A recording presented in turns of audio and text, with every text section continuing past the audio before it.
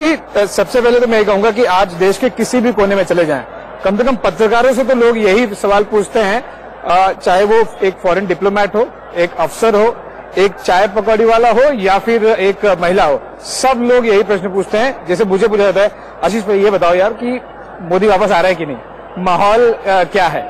मैं ये प्रश्न आपसे पूछना चाहता हूं कि आप न केवल इलेक्शन रैली में, इसके पहले भी 5 सालों तक लगातार आप लोगों से जुड़ते रहे हैं। शायद ही कोई ऐसा शुक्रवार, शनिवार, रविवार गया हो जब आपने लोगों के बीच में न गुजारा हो।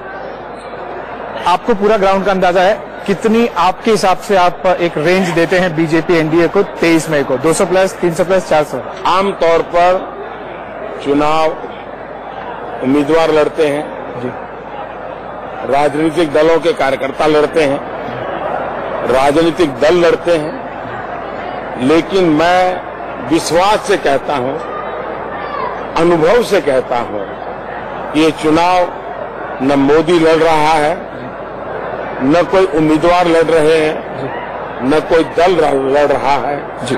ये चुनाव हिंदुस्तान की जनता लड़ रही है, हिंदुस्तान के लिए लड़ रही है जी, हिंदुस्तान के उज्जवल भविष्य के लिए लड़ रही है जी। और इसलिए इस चुनाव को पुराने किसी भी चुनाव के तराजू से कोई तोल नहीं सकता है। बिल्कुल। दूसरी बात है, आमतौर पर सरकार के खिलाफ वोटिंग का मूड होता है जी।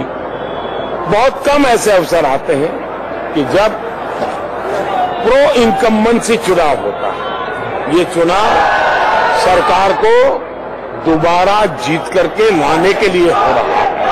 ये अपने आप में बड़ी बात है जी। जहां पर नंबर का सवाल है, मैं समझता हूं कि जो लोग मतदान के पहले वेव नहीं है कहते थे, वो धीरे धीरे अंडर करंट स्ट्रांग है ये बोलना शुरू किए हैं। और 14 से भी ज्यादा मतदान जब उनको खबर मिलती है जी, तो फिर धीरे धीरे लगता है उनको यार वेव तो है, लेकिन ये कभी हिम्मत नहीं करते हैं कहने की कि नीचे से उनको क्या दिख रहा है। मैं साफ मानता हूं, भारतीय जनता पार्टी जी, पहले से बहुत बड़ी मात्रा में सीटें जीतेगी। हमारे साथी दल एनडीए भी जी, और अधिक मात्रा में सीटें जीतेंगे और देश के लिए ये बहुत बड़ा, खास करके पॉलिटिकल पंडितों के लिए जी, जिन्होंने 2014 में भी वेव नहीं दिखा था, 2014 में भी उनको पूर्ण बहुमत नहीं दिखा था, 2014 में भी वो गठबंधन को होगा तो क्या होगा, 2014 में भी राष्ट्रपति को जाकर के परेशान करते थे, पहले किसको बुलाओगे, क्या करोगे, ये इसी में अपना समय बर्बाद करते थे और सारा उलट हो गया था। 2019 में भी जनता का मिजाज वही है।